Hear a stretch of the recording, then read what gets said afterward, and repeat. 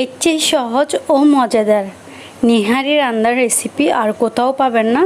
হে গেছে, আসসালামু আলাইকুম। আমি মাকে আশা করি আপনারা সব ভালো আছেন, এমন আমি ভালো আছি। আজকে আমি আপনাদের মাঝে নিয়ে এসেছি আরেকটি মজাদার সহজ রেসিপিটা হচ্ছে আপনার গরুর নিহারি বা আপনার গরুর নলা বা যেটাই হোক আপনার রান্নার রেসিপি। চলেন আজকে আমি আপনাদেরকে আরেকটা টিপ দিয়ে দিব। সেটা হচ্ছে আপনার যেই নিহারির গরুর হাড়ের মধ্যে যখন আপনার কাটার সময় কিছু ময়লা লেগে থাকে, ওগুলো দূর করার জন্য অনেক ঝামেলা মনে হয়। এটা আসলে ঝামেলা কিছু না। এটা দেখেন, একটা হাঁড়িতে গরম পানি করে এর মধ্যে আপনি নিহারিগুলো দিয়ে দিবেন। হাড় বা হাড্ডি নলি, আমরা তো বলি সচরাচর নলি বলি, এগুলো দিয়ে একটু যখন আপনি গরম করে নেবেন, দেখবেন ময়লাগুলো একদম পরিষ্কার হয়ে যাচ্ছে। দেখলেন তো কত ইজিলি একদম পরিষ্কার হয়ে গেছে, কোনো রকম ময়লা নেই। এখন একটা দোয়া দেওয়ার পরে আরও পরিষ্কার হয়ে যাবে। তো আজকে আমি আপনাদেরকে সহজভাবে নিহারি ভালোভাবে দেখেন ধুয়ে নিয়েছি, আপনাদেরকে দেখিয়ে দিলাম কীভাবে পরিষ্কার করতে হয়। এরপর দেখেন একটা হাঁড়িতে গরুর পায়া বা নেহারিগুলো দিয়ে দিলাম।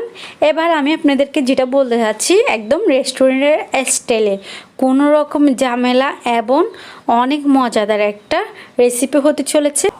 দেখেন, একটা হাঁড়িতে নিয়ে নিব, এরপরে এর মধ্যে দিয়ে দিব আপনার পর্যাপ্ত পরিমাণে পানিটা আপনার নেহারি বা পায়াগুলো থেকে একটু বেশি পরিমাণে হতে হবে, দেখেন, যাতে ডুবা ডুবা হয়। তারপরে দিয়ে দিব এর মধ্যে ফালি করা কাঁচামরিচটা অবশ্যই আপনাদের টেস্ট অনুযায়ী দিবেন। তারপর দিয়ে দিলাম আপনার পেঁয়াজ কুচি, অনেক পরিমাণে পেঁয়াজ কুচি দিয়ে দিবেন, এতে করে আপনার এই পায়ার বা নেহারির ঝোলটা একটু ঘন এবং সুস্বাদু লাগবে। তারপর দিয়ে দিলাম আপনার টমেটোটা এখানে আপনারা চাইলে অন্য কিছু টক হিসেবে ব্যবহার করতে পারবেন। তারপর দিয়ে দিলাম আপনার আলুটা দেওয়ার একমাত্র কারণ হচ্ছে আপনারা হয়তো ভাবতে পারেন কি রে, এখানে আলু দেওয়ার কি কারণ। আলুটার কারণ হচ্ছে আপনার যাতে করে আপনার এই পায়া বা নিহারির যে ঝোলটা হবে সেটা একটু ঘন হওয়ার জন্য দিয়ে দিলাম আপনার 4 টুকরা আলু। এবং আমি আপনাদেরকে যেটাই বলেছিলাম, এই নিহারির মধ্যে আপনারা চাইলে কোনোভাবে জলপয়ে আমরা গোটা এগুলো দিতে পারেন।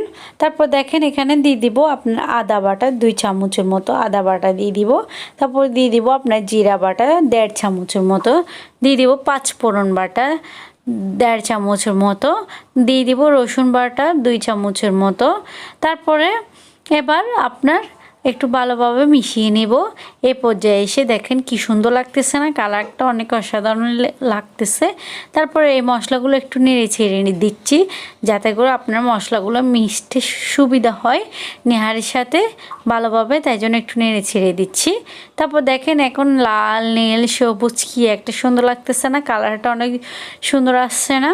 তো এবার একটু এগুলো কিন্তু আপনার জাল দেওয়ার উপরে কিন্তু নেহারিটা অনেকটা নির্ধারিত টেস্টের অনুযায়ী। তারপর দেখেন এখানে আমি গুঁড়া মশলা অ্যাড করে দিব। প্রথমে দিয়ে দিলাম লবণ স্বাদ মতো, তারপর দিয়ে দিলাম আপনার মরিচের গুঁড়া 2 চামচের মতো, আপনারা চাইলে জালটা একটু কম বেশি নিয়ে নিতে পারেন। তারপর দিলাম আপনার গরম মশলা গুঁড়া, এটা হচ্ছে আপনার মিক্স গরম মশলা, এখানেও আপনার অনেক রকমের মশলা মিক্স করা আছে। তারপর দিয়ে দিলাম আপনার হলুদের গুঁড়া 1 চামচের মতো। তারপর দেখেন এবার দেওয়ার পরে গুঁড়া মশলা অ্যাড করার পরে এর মধ্যে আমি দিয়ে দিব 2টা দারচিনি, 2 টুকরো দারচিনি এবং 2টা এলাচ।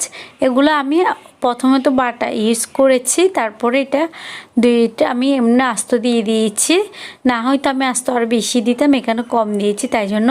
তারপরে এর মধ্যে দিব আপনার তেজপাতাটা একটু ছিঁড়ে নিব। ছিঁড়ে দেওয়ার পরে আপনার তেজপাতার থেকে একটা ভালো ফ্লেভার আসে। তারপর দেখেন এগুলো যখন আপনার মশলাগুলো তেজপাতা দেওয়ার পরে মশলা দেওয়ার পরে একটু ভালোভাবে নেড়ে ছেড়ে নিতে হবে, যাতে করে আপনার মশলাটা দলা পাকিয়ে না যায়, এমনকি নেহারি বা পায়ার সাথে মিক্স হয়ে যেতে পারে, তাই জন্য একটু নেড়ে ছেড়ে নিচ্ছি। দেখেন এই পর্যায়ে এসে কালারটা আরও অসাধারণ লাগতেছে, প্রথমত অন্যরকম ছিল, এখন অন্যরকম লাগতেছে। তো এগুলো ভালোভাবে একটু নেড়ে ছেড়ে দিচ্ছি। নেড়ে ছেড়ে দেওয়ার পরে এটাকে প্রায় আপনার 2 ঘন্টা 2.5 ঘন্টার মতো রান্না করতে হবে। এটা আমি আমার সময় কথা বলেছি, আপনারা চাইলে এর কম বেশি করে নিতে পারবেন। এটা যতই বেশি গরুর পায়াটা একটা মূল কারণ, মজার হওয়ার মূল কারণ হচ্ছে যত বেশি জাল দেওয়া যায় এটা তত বেশি মজা লাগে। দেখেন এখন যখন পানিটা গরম হয়ে ফুটতেছে তখন এই অবস্থায় দেখেন এখানে কিন্তু আমি কোনো রকম তেল দিই নেই। তারপরে দেখেন আপনারা তো অবশ্যই লক্ষ্য করেছেন কোনো রকমের তেল দিই নেই। তারপর দেখেন অনেক প্রচুর পরিমাণে তেল বের হয়েছে। এরপর দেখেন এখন প্রায় আপনার 1 ঘন্টা 1.5 ঘন্টা পুরাই কি হয়ে গেছে, সিদ্ধ হয়ে যাওয়ার পরের কালারটা কেমন এসেছে। এখন তো আপনার ফুল সিদ্ধ হয়ে গেছে, প্রায় আপনার কি বলবো 100 বাট 1% কম আছে। ওইটা আমি আরও কিছুক্ষণ পরে জাল দিয়ে নেব। এবার দিতে হবে আপনার বাগারটা। বাগার না দিলে এই রেসিপির মূল উপাদান হচ্ছে আপনার বাগার দেওয়া। আমি আজকে বাগার দেবো যে আপনার সরিষার তেল দিয়ে, যেটা তো সরিষার তেল গরম করে নিয়ে এর মধ্যে রসুন কুচি দিয়ে দিলাম। রসুন কুচি দেওয়ার পর আপনারা চাইলে এর মধ্যে আরও আস্ত জিরা অ্যাড করতে পারবেন। তারপর হচ্ছে আপনার মানে অন্যান্য মশলাও অ্যাড করতে পারবেন, 5 ফোড়ন দিয়ে করতে পারবেন। তবে এগুলো আমি সবগুলো বাটা দিয়ে ফেলেছি, তাই জন্য এখানে অ্যাড করতেছি না।